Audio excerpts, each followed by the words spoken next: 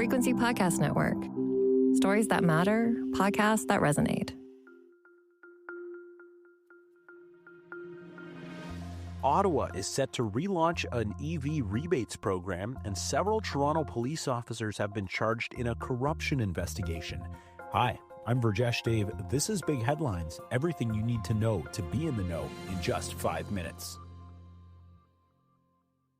Canadians looking to buy a new electric vehicle will be able to access federal rebates again starting February 16th. Prime Minister Mark Carney has announced a suite of new electric vehicle policies, including scrapping the EV sales mandate and replacing it with new emission standards. In the coming weeks, our government will unveil a new electricity strategy to double, I'll repeat, to double our grid capacity, to modernize our infrastructure and to deliver electricity that's more reliable, more efficient, crucially more affordable for Canadians. This will enable Canadians to adopt low-carbon technologies such as electric vehicles while supporting the electrification and growth of our industries. Ottawa will also offer $5,000 towards the cost of a new EV and $2,500 toward plug-in hybrids. The rebates will only apply to vehicles which cost less than $50,000 and are imported from a country with a free trade agreement with Canada, meaning the Chinese EVs that Ottawa is allowing into the country won't be eligible. Former Prime Minister Stephen Harper is calling on the government to reduce this country's reliance on the United States. Speaking to Conservatives at a gala in Ottawa, Harper says this country is facing unique challenges from south of the border, but they're not all coming from one source. Our national conversation must be mature enough to acknowledge that many of the difficulties we now face as a country cannot be blamed on Donald Trump. In too many cases, they stem from bad decisions by our own government. Harper says we must reduce our U.S. dependence in order to become a more competitive force and to protect our sovereignty and economic stability. The gala marked the 20th anniversary of Harper's government. Police in Toronto are reeling after the arrest of several officers in a major organized crime and corruption investigation.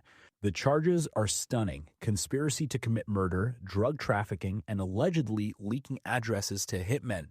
7 Toronto police officers and a retired officer are facing the charges following a 7-month-long investigation. The police chief says it found officers unlawfully accessed information which was then funneled to criminals who carried out shootings and other violent offenses. This is a painful and unsettling moment.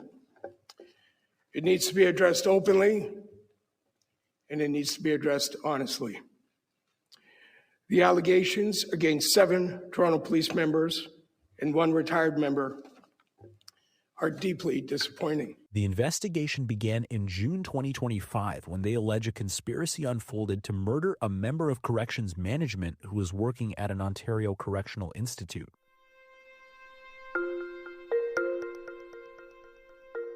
Also making big headlines, the desperate search for 84-year-old Nancy Guthrie continues in Arizona as her daughter, Today Show host Savannah Guthrie, makes a desperate public plea. Guthrie is sitting with her siblings in the video posted on social media. Mama, if you're listening, we need you to come home. We miss you. In the tearful Instagram post, Guthrie spoke directly to anyone who may have taken her mother, saying she and her siblings are ready to listen but need proof that she's alive. Multiple media outlets have said they've received possible ransom notes claiming to be the kidnapper, with some saying the notes have details about the crime scene. Guthrie was abducted from her home Sunday morning. U.S. President Donald Trump says he's directed federal agents to assist local law enforcement in the search effort.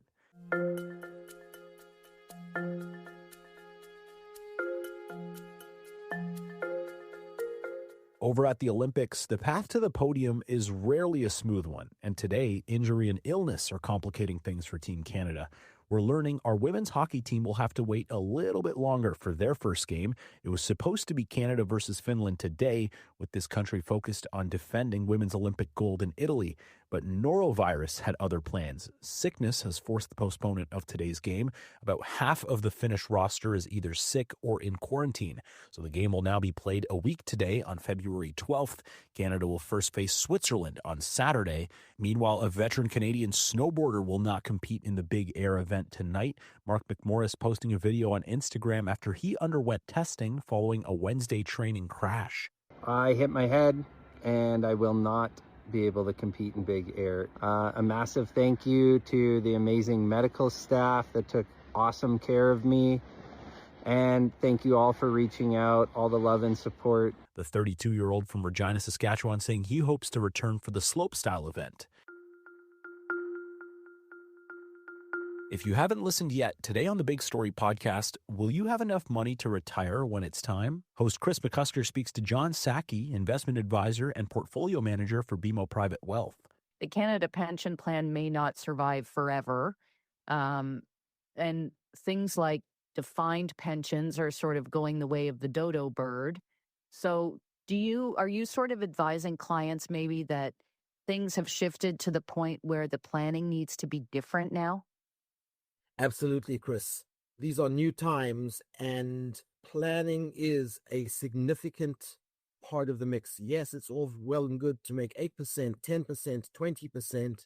There'll be a down market and up market, twists and turns in the road. But I think the tennis player Serena and Venus Williams' father, Richard, said it best.